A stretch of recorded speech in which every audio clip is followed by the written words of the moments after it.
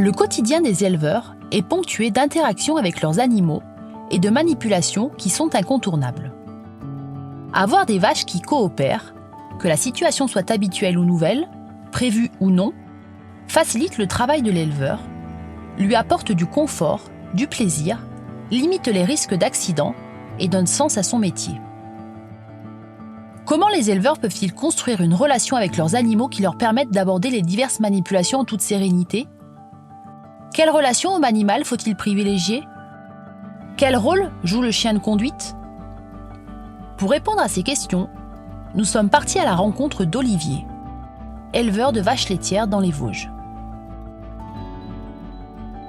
Quand je me suis installé en 2010, on avait des animaux qui étaient assez peureux parce que certainement pas manipulés ou peu manipulés. L'éleveur qu'on a repris allait peu dans ses vaches, juste pour le nécessaire. Ça, c'est une chose qu'on a essayé de faire évoluer sur la ferme et on est assez présent dans le troupeau. On n'hésite pas à aller dans les vaches et donc du coup on devient familier parce qu'on recherche une relation qui soit quand même la plus calme possible, notamment quand on a à intervenir sur un animal, que ça ne parte pas dans tous les sens et qu'on puisse intervenir en sécurité bien évidemment, mais que tout ça, ça se passe bien. Donc on a habitué les animaux à notre présence, donc on n'hésite pas à aller dedans. Le chien, chez nous, c'est quelque chose de très important. Alors je travaille avec 2 bosserons, une bosseronne de 6 ans, Yona, et une jeune qui est en formation, Mirabelle. Quand nous étions en bâtiment, avant le chien, les choses se passaient plutôt bien, puisque les animaux sont contenus dans le bâtiment. Puis par rapport à la relation qu'on a essayé de mettre en place, ça se passait dans le calme, puisque c'est ce que nous recherchons. Par contre, dès l'instant où on se retrouvait en pâture, par exemple pour aller chercher des vaches, les mettre dans la bétaillère, là les choses devenaient plus compliquées. On savait quand on partait, on ne savait pas toujours quand on allait revenir et si on allait revenir avec les bêtes. Voilà. Donc ça a occasionné du stress en ce qui me concerne et puis du coup de l'énervement et donc du coup une approche de l'animal qui n'était pas satisfaisante. On se mettait dans une situation vis-à-vis du troupeau d'agresseur. On faisait l'inverse de ce qu'on souhaitait faire dans le bâtiment. Voilà. Et donc l'arrivée du chien, elle a été réfléchie aussi par rapport à ça. On veut retrouver une sérénité par rapport à nos animaux dans les parcs, dans les grands espaces. Et donc, ça va être un moyen de contention idéal pour pouvoir arriver à ces objectifs-là. J'ai déjà fait la formation dresser son chien avec l'Institut de l'élevage.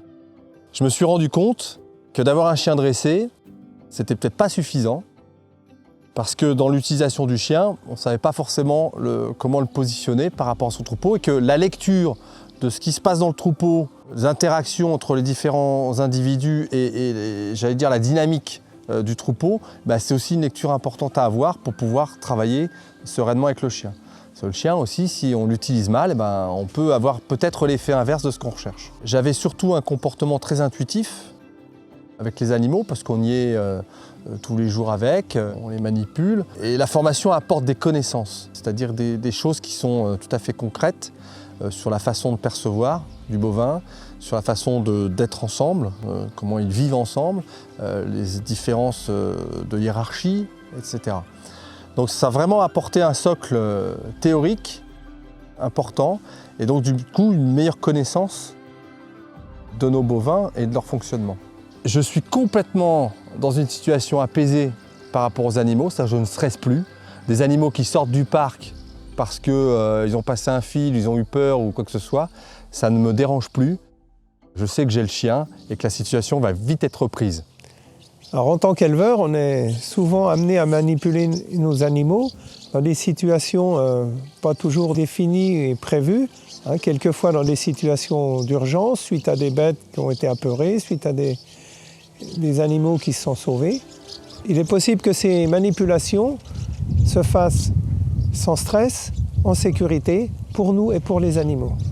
Il faut notamment que l'éleveur soit accepté par le troupeau et reconnu comme référent et autorité.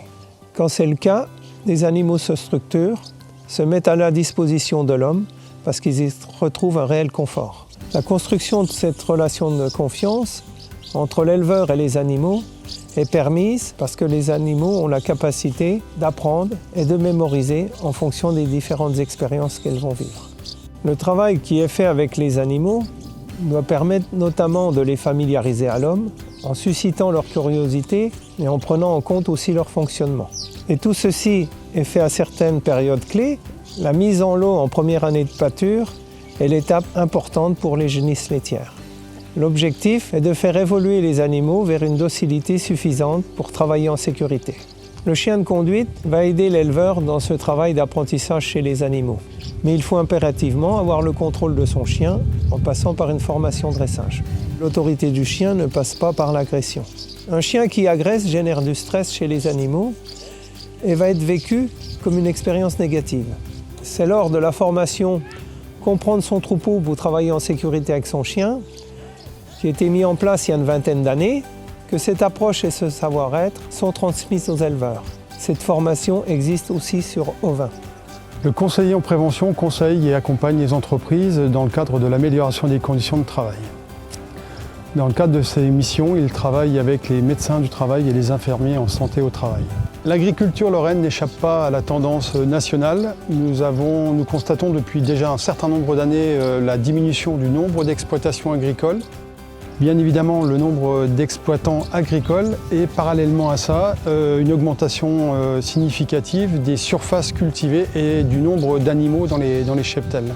Le chien est un partenaire de l'éleveur, il concourt à diminuer la pénibilité de son travail, à améliorer aussi ses conditions de travail pour que le chien réponde aux attentes et aux aspirations de son éleveur. Il faut que les deux soient effectivement formés. C'est une des raisons pour lesquelles nous sommes engagés au niveau de la MSA Lorraine avec nos partenaires de la Chambre d'agriculture et de l'Institut de l'élevage à mener à bien ces actions de formation et à les développer.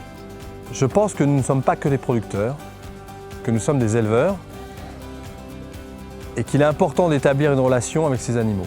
Et aujourd'hui, je dois dire que je travaille dans la sérénité, dans le calme et que ça va bien.